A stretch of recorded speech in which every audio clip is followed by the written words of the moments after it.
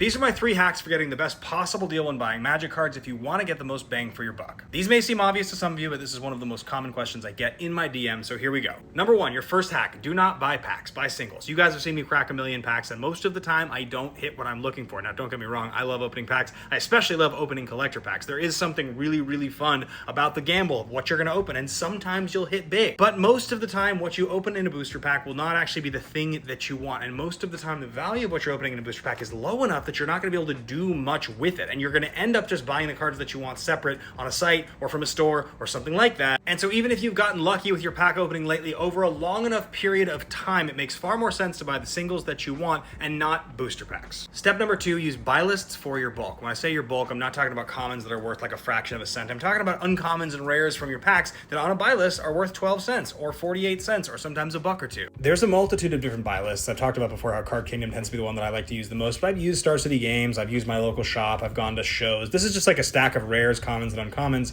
from pack openings recently that I was putting on a buy list last week. I forgot to send it in, so I have to do it again, but I was going to get $100 in store credit for this stack from Card Kingdom, right? $100 in store credit gets me a lot of cool stuff, and most of these cards are only worth a buck or less. There's 2 or 3 pretty decent rares, the Mistrized Village, the Yawgmoth, but like most of the stuff in there is only 50 cents, $1, $1.50, and most of us have a lot of that stuff from opening packs and getting commander decks over the years, and it does add up. So when you want to get singles, especially singles for a commander deck that are mostly comprised of like $1, $2, and $3 cards, make sure you're trading stuff in. It saves you a lot of money. And number 3, there's a lot of ways to shave off 15, 25% of the listed TCG low price by just hunting for deals. You can do this by scouring eBay, right? You might have a $700 dual land that goes for like $580. Here's an example as I came across last night. I was looking for an English Legends pack for a Chaos Draft. I came across them on TCG Player for $610. I looked on recently sold listings on eBay. A bunch are selling for like $380, $450. Literally as simple as saving 40% just by looking on eBay. Now, I didn't buy one. It's still outrageously expensive, but it still proves the point. You can look in Facebook groups. There's a ton of different Magic Facebook groups. You can look them up right now. Most of the time, people are selling stuff in there for 10 to 20% less than the listed online price. I mean, this one's going to sound like a plug, but you guys have heard me talk about the fact that if you use my code specifically on Ancestral MTG, you get 10% off on a first purchase of $250 or more. I mean, check this out. On TCG Player, they have this Mox Emerald, this LP Mox Emerald list for $59.95. And on their website, that card is listed for $50 less. Not that you guys are looking for beta Mox Emeralds, but if one of you was and you saw this video, you'd be like, I can literally go save $600 by just using that discount code. And this applies to any purchase on their site. You're going to find most of the things that you see listed on TCG Player they have on the site. And if you use my code, you'll get 10% off. And I'm not the only creator with a discount code for a site. There are other sites with other creators that have other codes. So when you're gonna buy singles, make sure you're actually doing the work to find the best deal. I find most of the time, 10 to 20% under TCG low is what you can find if you look hard enough. Comment below if you have any questions about these and let me know if these tips have resonated with any of you.